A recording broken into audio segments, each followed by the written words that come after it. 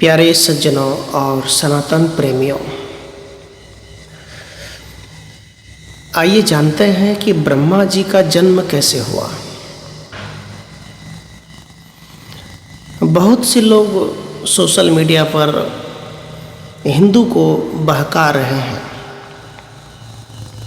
और बहकाने वाला का नाम क्या है? ब्राह्मण।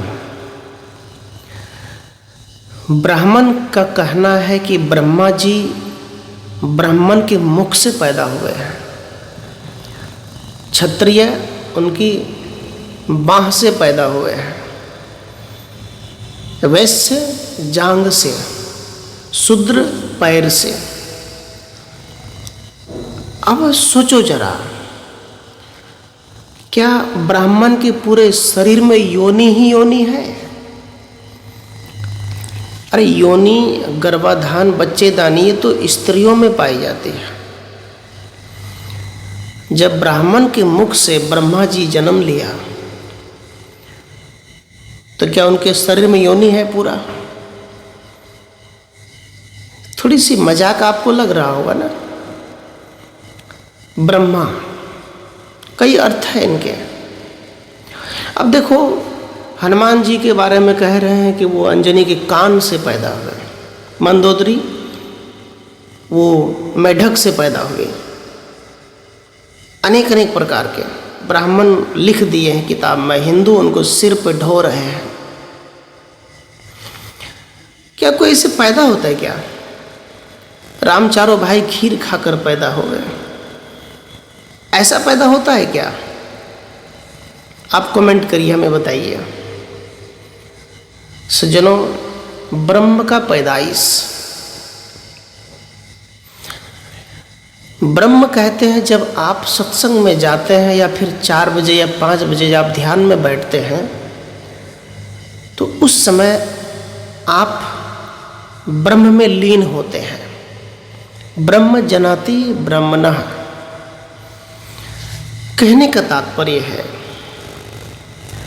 ब्रह्म, ये हृदय, ये मुख का जो द्वार है, इससे ज्ञान की वर्षा होती है ना।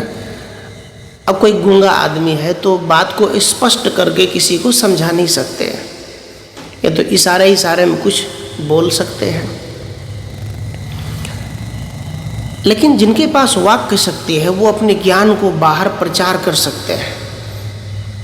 तो ब्रह्म आपके अंदर में है। ब्रह्म जब आप ध्यान में बैठे होते हैं, जब आप कोई अच्छे विचार में बैठे होते हैं, उस समय आप ब्रह्म होते हैं। और जिस समय आप काम करने जाते हैं, कोई भी काम हिम्मत से करते हैं, जैसे कोई काम हार गया, किसी के पास 2 हाथ नहीं है लेकिन वो जी रहे हैं, कर रहे हैं, काम कर रहे हैं, वो कौन है? क्षत्रिय है। अर्थात अपनी शक्ति सामर्थ्य को भरोसा किया कि मैं कर सकता हूँ, उसी को क्षत्रिय कहे जाते हैं। अब वैश्य, जो इस संसार में रहकर थोड़ी काम वासना में लीन हो गए, उतर गए, जिससे सृष्टि चले, जिससे बच्चे की जन्म हो, जिससे परिवार बढ़े, समाज बढ़े, वो वैश्य है थोड़ा समय के लिए। अब शूद्र है जमीन पर कर्म करने वाला और श्रद्धावान व्यक्ति, झुकने वाला व्यक्ति, अहंकार मुक्त व्यक्ति, उसे शूद्र कहे जाते हैं। लेकिन इसमें नीचता की भाव नहीं है। किंतु ब्राह्मण ने कहा कि मेरे मुख से ब्रह्मा जी का जन्म हुआ। वही ब्रह्मा जी जो अपने पुत्री सरस्वती के साथ रेप किया, गलत काम किया, उसको हिंदू पूज रहे हैं। तो कंठ बसे मां सरस्वती, हृदय बसे महेश, 5 देव मिल रक्षा करे, गौरी पुत्र गणेश। अब देखो, ब्राह्मण ने हिंदू से कहा कि देखो, मेरे मुख से ब्रह्मा जी जन्म लिया है, इसलिए मैं बड़ा हूँ। यदि ब्राह्मण गलत भी करता है, यदि ब्राह्मण अनपढ़ है, तो भी कहते उनको पूजो, तब भी उनकी पूजा होनी चाहिए। यदि शूद्र, यदि विद्वान है, पढ़े लिखे भी हैं, तो उनकी पूजा नहीं हो सकती, ऐसा ब्राह्मण कहते हैं। अब ब्राह्मण ने अपने मुख से ब्रह्मा को जन्म तो दिया, वो ब्रह्मा अपने पुत्री के साथ गलत काम किया। अब फिर क्या होता है? वही ब्रह्मा, अब शंकर की बात कहते हैं कि है हिंदू, तुम्हारी रक्षा करेंगे कौन? गणेश, ब्रह्मा विष्णु महेश, है ना। अब देखो कैसे आपकी रक्षा करेंगे क्या? आप कहते 5 देव मिल रक्षा करे गौरी पुत्र गणेश। अब देखो, जब पार्वती जी स्नान कर रही थी तो स्नान करते समय पार्वती जी ने अपने बेटे से कहा कि बेटा तुम यहीं दरवाजे पे, गेट पे खड़ा रहना, कोई अंदर ना आ जाए, मैं स्नान कर रही हूँ। तो बहुत दिन बाद यहाँ वहाँ से कहाँ से शंकर जी आ रहे थे। तो आए तो वो जब अंदर घर जाने लग गए, शंकर जी का घर है तो क्यों नहीं जाएंगे। और उनका बेटा कहता है कि देखो मेरी माँ स्नान कर रही है, आपको जाने नहीं दूंगा। जिद किया तो कहा युद्ध करिए, युद्ध में पराजित करिए। अब देखिए कि दोनों में युद्ध हुआ। युद्ध करते शंकर जी ने अपने ही बेटे की गर्दन काट दी। जो शंकर जी अंतर्यामी है, सर्वमंगल है, जो शंकर जी परमात्मा है, पूरे सृष्टि को बनाए हैं सब भाई ब्रह्मा विष्णु महेश ने। अब उस शंकर जी को अपने बेटे के बारे में इतना तक पता नहीं कि ये मेरा बेटा है, मैं कैसे तलवार चला दूँ? यदि मेरा बेटा जिद कर रहा है तो मैं कैसे मार दूँ? पता तो होनी चाहिए। सुन लो हिंदुओं, अपनी पुराण उल्टा कर देख लो। तुम्हारे पुराण में लिखा हुआ है, ब्राह्मण ने लिखा है, तुम उसको मान भी रहे हो। अब पता कैसे मार दिया। अब जब पत्नी आई, रोने लग गई, हाय मेरे बेटे को मार दिया, आप मेरे पति होकर अपने बेटे को मार दिए, मेरे बेटे को जीवित करिए, नहीं तो मैं श्राप दे दूंगी। ऐसा जब कहा सज्जनों, फिर होता क्या है? शंकर जी ने कहा कि अपने सेना को भेजा कि देखो जाओ, रास्ते में जो मिल जाए पहले उसी के गर्दन काट कर ले आओ। गए तो हाथी के गर्दन काट कर लाए और बेटे में सेट कर दिया। अब सोचो जरा, अब शंकर जी का जन्म कैसे हुआ? ये गणेश जी का जन्म कैसे हुआ?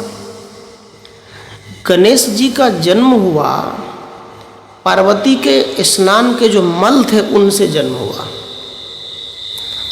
भाई, स्त्री और पुरुष के रज और वीर्य होते हैं, और दोनों के संबंध से, संपर्क से एक बच्चे का जन्म होता है सृष्टि में। अब ब्राह्मण की ऐसी किताब जो है, बिना सिर पैर वाली बातें जो लिखी गई है, उनकी बुद्धि कहाँ सो रहे थे?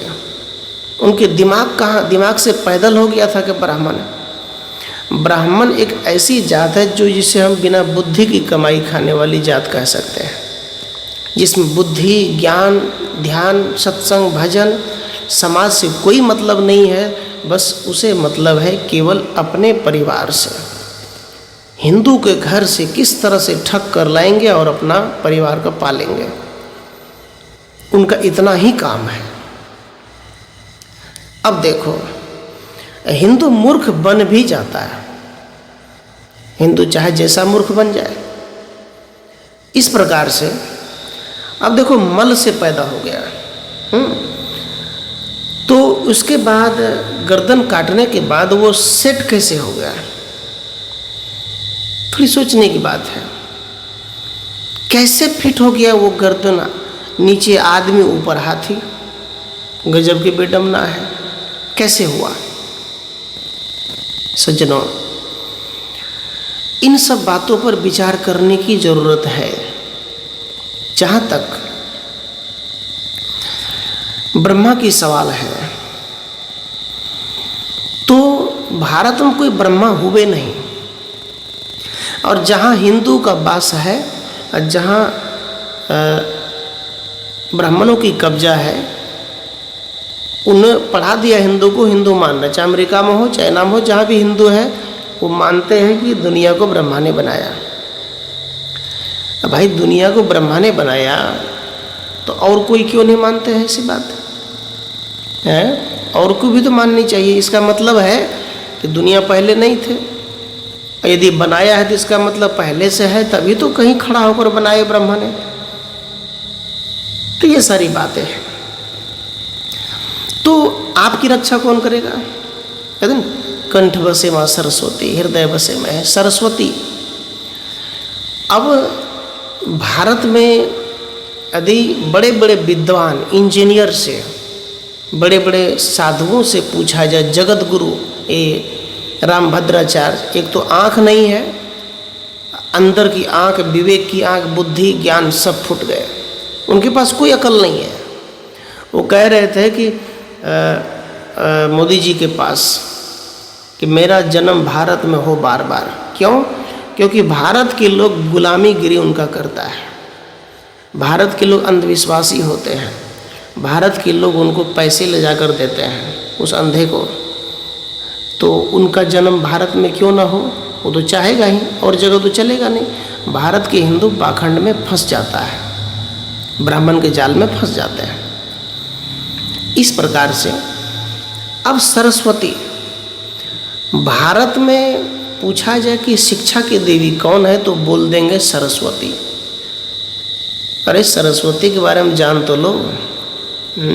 जब पहले भारत में स्त्रियों को, महिलाओं को पढ़ने का अधिकार ही नहीं था, तो सरस्वती कौन सी स्कूल में पीएचडी कर रही थी? वो कौन सी स्कूल में पढ़ रही थी? कहाँ पढ़ रही थी बताओ, जो कि भारत में आके ज्ञान दिया? महिला को तो पढ़ने का अधिकार था ही नहीं। सरस्वती महिला है तो वो पढ़ कहाँ रही थी? सज्जनों, सरस्वती कोई नहीं, सावित्रीबाई फुले है, ज्योतिराव फुले की पत्नी है, जिन्होंने नारी समाज के लिए शिक्षा पर जोर दिया, शिक्षा पर काम किया। बहुत ही दुख मिला, प्रार्थनाएं मिली ब्राह्मण से, इतना घोर कष्ट सहने के बावजूद भी उन्होंने नारी को जागरूक किया। इसी प्रकार से भारत में स्कूल की व्यवस्थाएं बनी, सब लोग पढ़ने लग गए।